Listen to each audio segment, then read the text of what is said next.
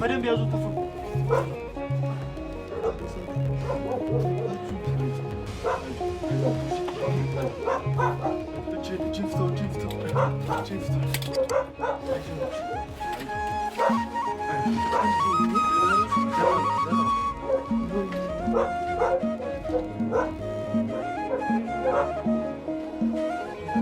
ሰላም ውድ ቤተሰቦቼ እንግዲህ ዛሬ በደስታ ቪዲዮ ተገናኝተናል ማለት ነው። እንግዲህ ይህም ደስታ ምክንያት የሚያደርገው ወንድሜ ንጉስን በሰላምና እንግዲህ በጤና አግኝተነዋል ማለት ነው። ከብዙ ጊዜ ፍለጋ በኋላ ከቤት ከወጣ በጣም ረጅም ጊዜ ሆኖት ነበረ። እንግዲህ ከዛ ሁሉ ጊዜ ፍለጋ በኋላ ብዙ ሰክሪፋዎችን ከፍለን እንግዲህ ይህን ሰው ማግኘት ችለናል ማለት ነው፣ ወንድሜን ማለት ነው ንጉስን።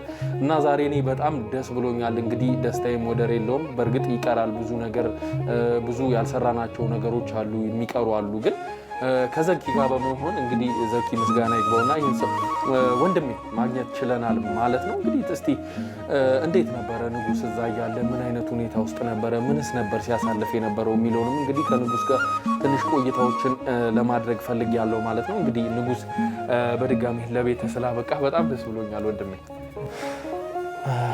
ማለት የምችለው ነገር እንግዲህ አሁን ላይ ብዙ ነገሮች አሉና ሳውራቸው በጣም ብዙ ስሜቶች አሉ፣ የሚቀሰቀስብኝ ነገሮች፣ በጣም አስጨናቂ፣ አስፈሪ እንዲሁም ለህይወት ያሳሳቢ ጊዜ ነበር ያሳለፍኩት። በጣም የምልህ አስደንጋጭ፣ በህይወቴ እንደዚህ አይነት ነገር ይገጥመኛልን ብዬ አስቤ አላውቅም እስከዛሬ እና ተምሬበታለሁ፣ ብዙ ነገሮችን አይቼበታለሁ።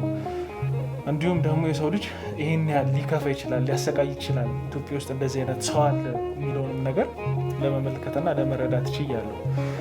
ያው ብዙ ነገሮች እንግዲህ ቅድም አይታይኛል እንዴት ሆኜ እንደነበረ፣ ብዙ ነገሮችን ያመሰቃቀሉት በጣም እንደዚህ ብዬ ያው እንግዲህ ቤተሰቦቼን ማስጨነቅ ማስደንገጥ አልፈልግም። ግን ያው ከደረሱብኝ ነገሮች አንዳንዶቹ ለእናንተም ለእነሱም ግልጽ ማድረግ ስላለብኝ ነው አሁንም እዚህ ጋር ተቀምጠን እንድናወራ ያደረግከውና ያው ብዙ ነገሮች የተፈጠረው ያው ሁለታችንም ነበር እንግዲህ በቦታ የነበር የገተው ሲፈጸምና እንደ እድል ሆኖ ያው አንተም ታናሽም ስለሆንክ አንተን ቶሎ ማግኘታቸው በጣም አስደስቶኛል። ይህንን ነገር ልትቋቋሙ አትችልም ነበር። በጣም የሚጎዳ ነገር ነው እኔ ላይ የደረሰው እና ብዙ ነገሮችን ያደረጉብኝ።